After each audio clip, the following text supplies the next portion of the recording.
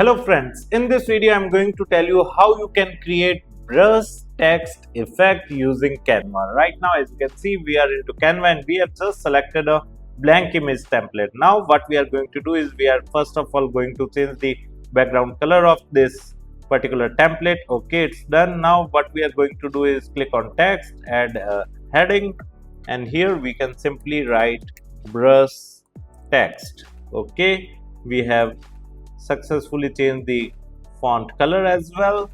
Now we are just increasing the size so that it could be much more visible to you.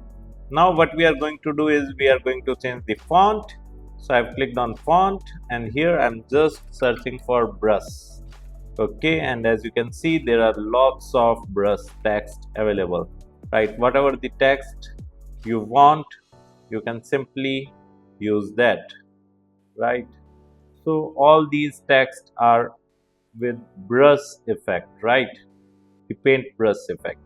So in this manner, you can simply add a brush text effect to your headings or subheadings in Canva. If you like this video, hit the like button and subscribe to our YouTube channel to watch more videos like this. Thank you. If you want to learn digital marketing for free, then subscribe Digital Bikana YouTube channel right now.